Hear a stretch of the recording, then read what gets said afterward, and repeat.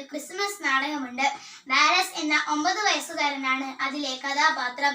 സത്രത്തിലെത്തുന്ന യൗസേപ്പിനോടും മറിയത്തോടും ഇവിടെ സ്ഥലമില്ല എന്ന് പറയേണ്ട റോളായിരുന്നു അവൻ്റേത്.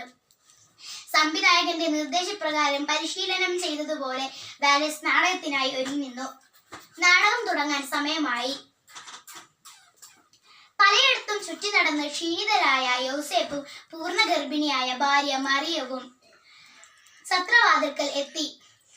യൗസേപ്പ് വാതിൽക്കൽ വന്ന് മുട്ടി ചോദിച്ചു, എനിക്കും ഭാര്യയ്ക്കും ഇത്തിരി ഇടം തരാമോ?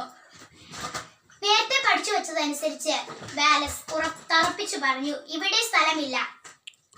മറുപടി കേട്ട് ദുഃഖത്തോടെ പിരിഞ്ഞു പടിയിറങ്ങി. ആ ദരിദ്ര ദമ്പതികളുടെ ദയനീയത കണ്ട് വാലസിന്റെ മനസ്സരിഞ്ഞു.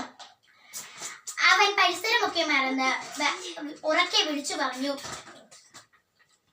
യൗസേപ്പെ, പോകേണ്ട, നമുക്കിവിടെ താമസിക്കാം. എല്ലാം തെറ്റിച്ച് അവൻ അഭിനയമൊക്കെ തെറ്റിച്ചിട്ടും കണ്ടുനിന്ന പ്രേക്ഷകർ അവനെ അകമഴിഞ്ഞ് അഭിനന്ദിച്ചു. കാരണം എന്തെന്നാൽ മറ്റുള്ളവരുടെ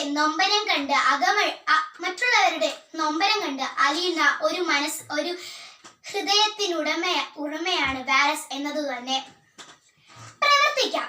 കൂട്ടുകാരെ, എന്തെങ്കിലും ഒരു സഹായത്തിന് വേണ്ടി ആഗ്രഹിക്കുന്ന നിങ്ങളുടെ മാതാപിതാക്കൾക്കും കൂട്ടുകാർക്കും സാധിക്കുന്ന ഒരു സഹായമെങ്കിലും ഇന്ന് ചെയ്തു കൊടുക്കണേ. പ്രാർത്ഥിക്കാം.